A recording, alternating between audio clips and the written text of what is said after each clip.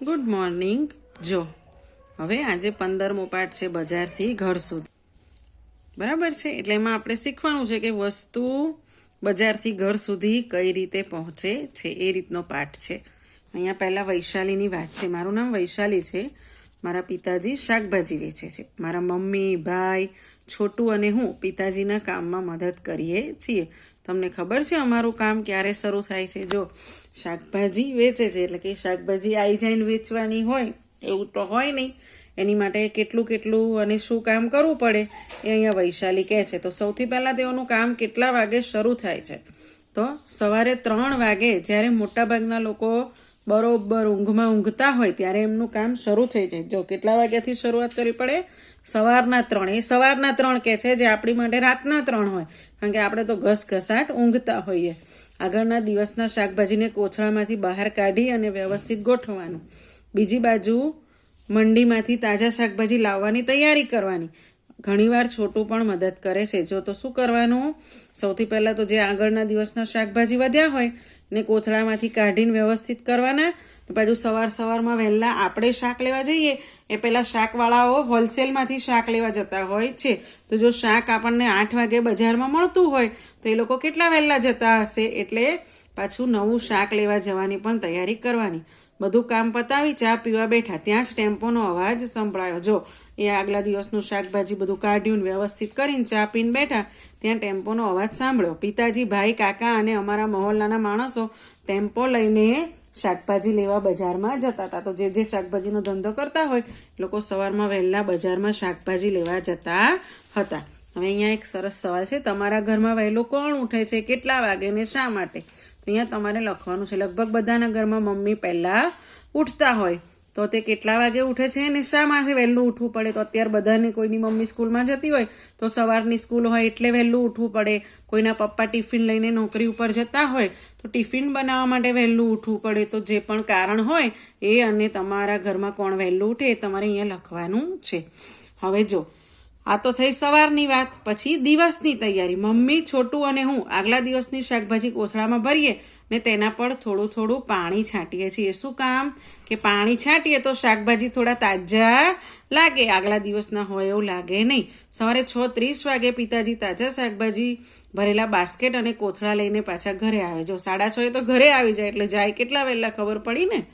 તે સમયે અમારું ઘર નાની શાકભાજીની મંડી જેવું લાગે. જો જૂના શાકભાજી પડ્યા હોય, પાછા નવા શાકભાજી આવે, એટલે નાનકડું જાણે શાકભાજીનું બજાર હોય ને એવું જ લાગે છે. બીજી બાજુ રીંગણ, બટાકા, ટામેટાં, દૂધી, મરચાં અને બીજા શાકભાજી હોય.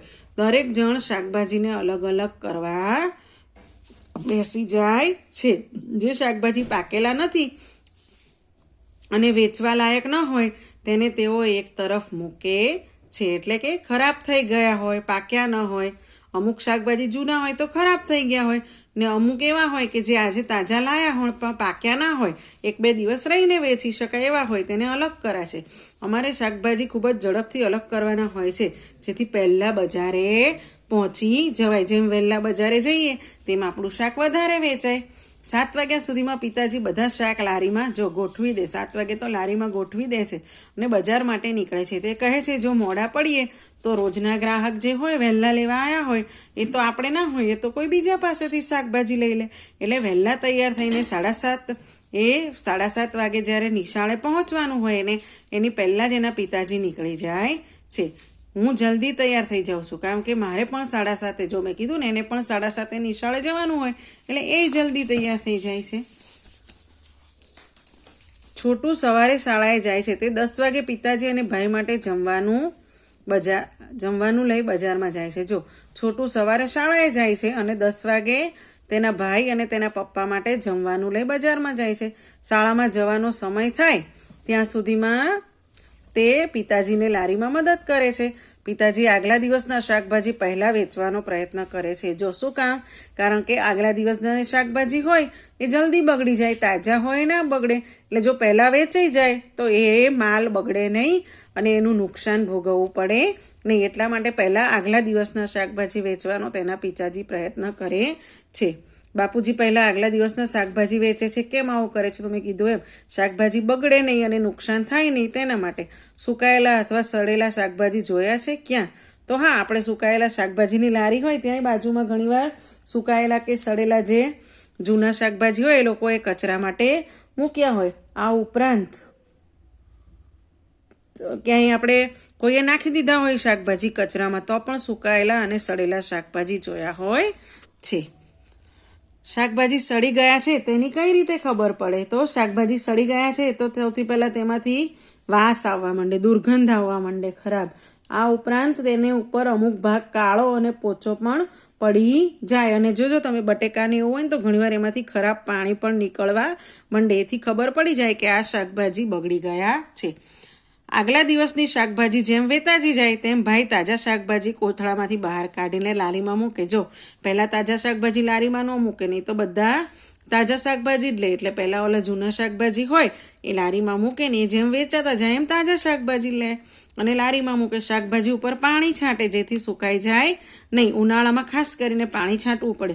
બાપુજી અને ભાઈ રાત્રે 10 વાગ્યાની આસપાસ ઘરે પાછા ફરે ત્યાં સુધી છોટું અને હું સૂઈ જઈએ. જો કેટલા વાગે ઉઠ્યા હોય? સવારના 3 વાગ્યાના ઉઠ્યા હોય, શાક વેચવા 7, 7:30 જતા રહ્યા હોય ને છેક રાત્રે 10 વાગે ઘરે જાય. ત્યાં સુધીમાં એ અને છોટું તો સૂઈ ગયા હોય.